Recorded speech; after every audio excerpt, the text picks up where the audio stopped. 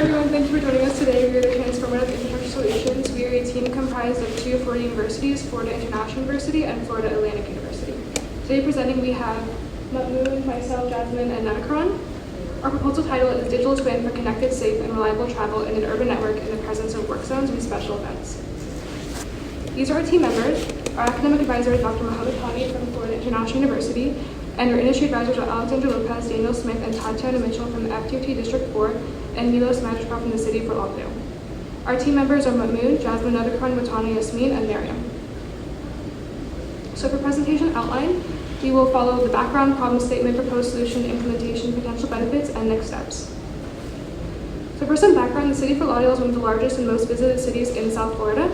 FUT and District 4 program has implemented incident management, ramp metering, managed lanes, and other advanced management strategies, and the City of Fort Lauderdale works with the FUT on managing these construction and special events effectively.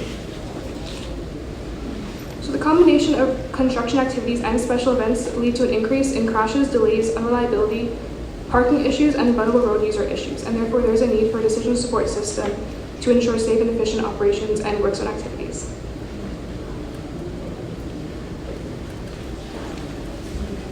In this study, we examined the impact of the construction of the Henry Kinney Tunnel, which is located in Fort Lauderdale, Florida. The construction begins in September 2021. We collected the travel time data from a third-party data vendor called HERE, and also the crash data from FDOT's database for a 1 mile segment in US1 near the vicinity of the work zone. This graph shows the impact of the tunnel construction on the travel time. Here, the dashed line represents the travel time before the construction, and the solid line after and during the construction. From this graph, you can clearly see that because of the construction, the travel time increased significantly. Also, the safety analysis illustrates that an overall increase of 7% crash rate because of the constructions. And also, this graph shows the crash rate increase by different severity types. We further explored that the rear-end crashes increased by 12%, which is because of the sudden stop or slower traffic due to the construction. And also, the side swipe crashes are increased by 19%, which is because of lane change and narrowing the lane width near the construction area.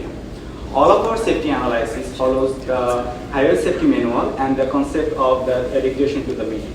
The travel time and safety analysis suggests that the construction of the tunnel has severely affected our safety and mobility. Based on the problems discussed previously, we propose a digital twin-based proactive traffic management and smart work zone approach. For work zone connectivity and the management, the digital twin will have a bidirectional interaction and data exchange between the real world and also the virtual environment. Also, the digital twin will have a predictive traffic algorithm by using simulation and artificial intelligence. Also, the digital twin will have another important component, which is a decision support system to inform the traffic management centers. This graph illustrates an overall general perspective view of our proposed solution. First, a co-simulation environment will be developed by using the real-world work zone and special event data to create a digital twin of the subject area and the surrounding influenced area. Here, the DSS stands for Decision Support System. Using the digital twin and the AI-driven traffic prediction, the proactive traffic management will determine the influenced area surrounding the work zone or special event. And also, the proactive traffic management will define the work zone schedule, detour, special plan, variable speed limit, queue warning, not only based on the mobility, but also based on the safety perspective. Then the system will transmit the information to the traveler and display the control command through the portable smart work zone equipment in the site. The travelers will receive several information like detour, new speed limit, parking, multimodal solution during the work zone construction, and also the special events. Here, the variable speed limit and the queue warning will inform the driver ahead of time so that the driver can understand there is a construction or a special event ahead, so that they can eliminate any types of sudden stops or slowing down because of the events. And this will reduce the rear-end crashes. And also the lane change advisory will help to reduce the side swipe related crashes.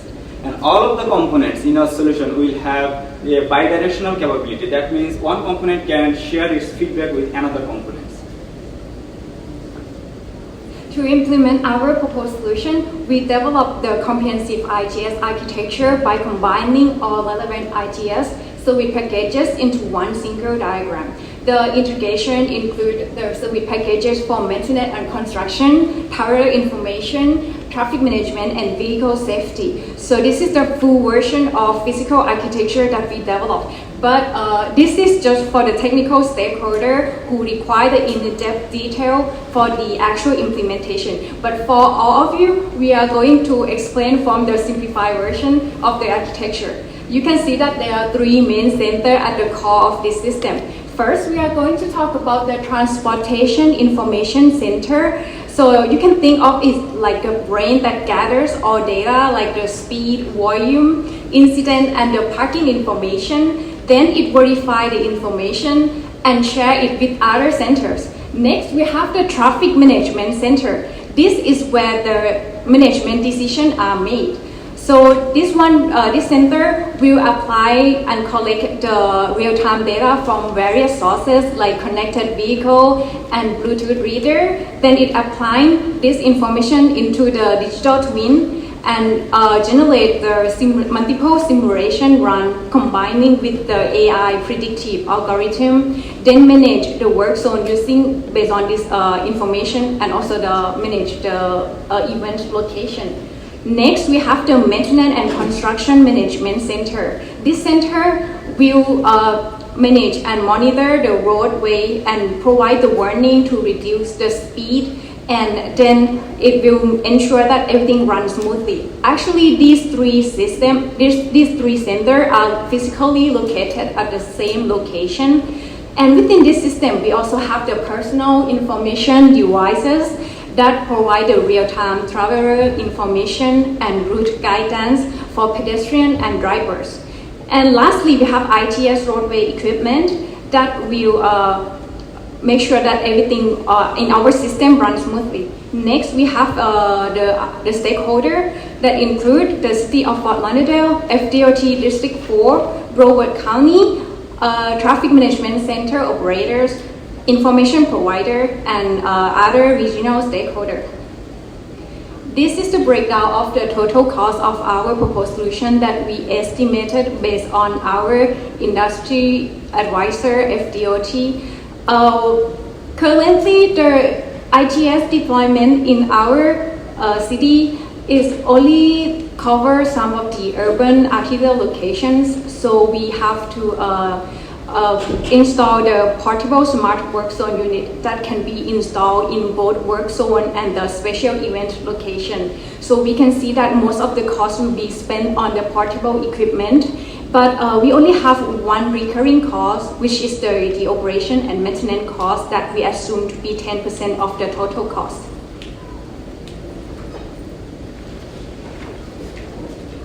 So for implementation timeline, this is estimated to take about 12 to 14 months with data collection beginning in August of 2024. So potential benefits, we derive these from the USDOT JPA website. So we broke them down into 4 categories: safety, mobility, environmental, and user. For safety, we found that safe driving behavior was increased by 44%, and 82% of drivers were able to react to slow or stop traffic. Mobility, congestion decreased by 30%, and delays were reduced up to 90%. Proactive traffic management minimized the energy consumptions and the emissions, and then for users, 95% of drivers felt themselves safer using a smart work zone system implemented on the roadway. So for next steps, we will be finishing the system engineering process, so we'll be completing the functional requirements and the system design. Move on to implement the digital twin of the TMC itself, and then we'll be completing workshops and presentations to outreach to our stakeholders, including FDOT, City of Fort Lauderdale, and the community. And we'll finish this with an evaluation of performance metrics, including travel time, crash rates, and flow. I'd like to thank you for your time today, and the USDOT, NEVCO, ITE, and FIU. I'd like to open the session for questions and answers.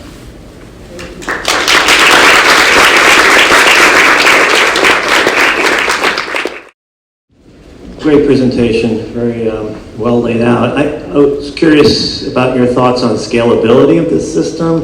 So if it's applied or tested in this location, how much could be reused for other kind of work zone activities as well? So I'll start us off, but I believe that we would kind of use this as a reference for what we do in the future, considering its location. And then from there, we can do a peer-to-peer review exchange with other counties or organizations in the country and kind of see what they've been doing. And then from then on, we can take location into account and see how we can modify it per location and per instance. Great presentation. I have a question that kind of builds on the previous. So in the digital twin, have you considered the maintenance cost of maintaining that over?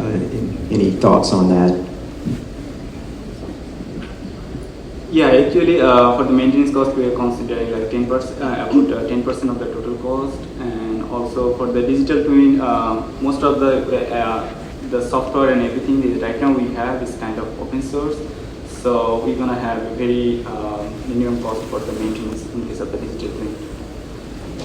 Yeah, so we actually speak with our industry advisor, and the maintenance cost and everything is gonna based on the previous project.